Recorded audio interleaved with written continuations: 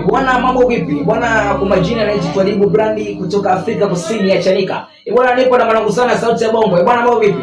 Bwana karibu sana Sauti ya Bongo. Wakili kabisa. Wakili. Bwana mimi hapa niko na swali moja juu yako. Hivi kuna uchawi gani ambao unatumika kukuza biashara zetu? Sababu watu huwa wanajiuliza sana, hivi kwa nini mtu fulani kafanikiwa? Kwa nini niko mafanikio yake hapo juu kuliko mimi Twalibu Brandi? Unaona? Naomba unielezee kuna uchawi gani hata mimi nikatumie ili nifanikiwe. Nataka kufanikiwa. Ndio. Katika biashara. Katika biashara. Mimi katika kitu ambacho ninaweza nikakusaidia, kitu ambacho unaweza kukitumia kama uchawi katika biashara yako, ni vizuri unapaswa kuwatambua wateja wako. Ndio. Ni lazima watambue wateja wako, na kuna mambo ukishawajua wafanye wateja wako kwamba wateja wangu ni hawa na wa aina fulani fulani, inabidi uhakikishe kwamba kuna mambo ambayo kama katika maisha yako kwenye biashara yako usije ukasubutu kuyafanya. Mfano, jambo la kwanza, siku zote katika biashara usije ukasubutu kuwapokea wateja. Ulimi, na usisubutu kuingia kazini ukiwa na msongo wa mawazo. Sasa ukishatoa stress zako nyumbani, ukaja kwenye biashara yako ukaanza kuwapokea wateja, hicho ndio kitakuwa kitanzi cha kwanza cha kunyonga biashara yako, kwa sababu mteja apokewe. Ulimi unaweza kutumika kama mvuto, yani ni sumaku ya kuwavuta wateja. Nishakuelewa kwamba yani ukiwa kazini achana mambo ya nyumbani. Sio umetoka kwako huko umegombana na mke wako unakuja mara kuna mtu anakukopesha, yani kama ndio ugomvi, yani ndio kama ndio chanzo cha kumalizia siasa haitakiwi. Lakini kuna wengine katika masuala ya biashara wanaita ile tabia ya kuzilazila, hasa kina mama. Wanapenda kuzila. Yani mteja anaweza akaja dukani kwako akauliza bei za vitu. Anaweza akauliza hata vitu vyote ambavyo viko dukani na asinunue akaondoka. Ukimwambia kwa mfano hichi kitu mimi nauza shilingi 5,000, atatoka ataenda kwenye duka jingine. Akishafika kule atakuta kile kitu kinauzwa bei kubwa kuliko ile ambayo unahitajia wewe.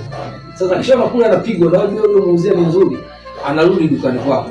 Sasa akisharudi wewe unazile, unamwambia mimi sikuuzii. Wewe kwa sababu unahitaji fedha yake na wewe mteja yule unamhitaji, wewe muuzie tu. Bwana kuzila maana yake ni kususa, au sio? Sahihi. Ni kususa. Yaani wewe umekaa pale unasubiri redia yake, alafu kaenda kakosa karudi unakataa kumuuzia. Sahihi. Tuacheni kususa. Faida moja. Tuendelee. Jambo jingine ni kwamba wewe unapaswa uelewe wateja wako wanahitaji nini kwenye huduma yako. Wanahitaji quantity au quality. Kwa sababu tunapozungumzia quantity ni ujazo na quality ni ubora.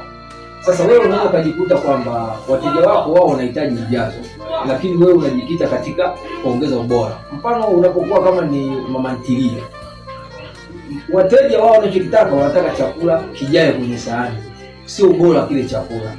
Sasa ukishaona kwamba wateja wako wao wanataka lumbesa ya chakula, unapoenda kununua mchele, nunua mchele wa bei nafuu, nunua nyanya masala, nunua vitu chip wapikie, kwa sababu watu mara nyingi wenye pato duni huwa wanaangaliaga ujazo, waangalie nini au angalia ubora.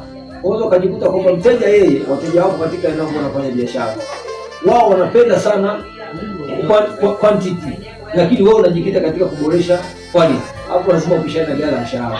Jamani, Sauti ya Bongo anasema kwamba lazima ujue wateja wako wanahitaji kitu gani ili uweze kuwapata na biashara yako somo. Yaani kama mke wako unajua anahitaji kitu fulani na unamkava kitu fulani anafurahi, basi pia wateja wako inabidi wakave kama hiyo. Au unaomba pamoja? Ni sahihi. Sawa. Jamani guys, leo niko na Sauti ya Bongo ya Mnyamwezi hapa. Malizia shehe. Karibu sana. Asante sana. Na washauri wale wafansi wote ambao wanatazama Sauti ya Bongo, wasahau kucomment, kusubscribe, kulike pamoja na kushare video zetu ili kuweza kujifunza mambo mbalimbali katika jamii. Asante sana. Asante sana.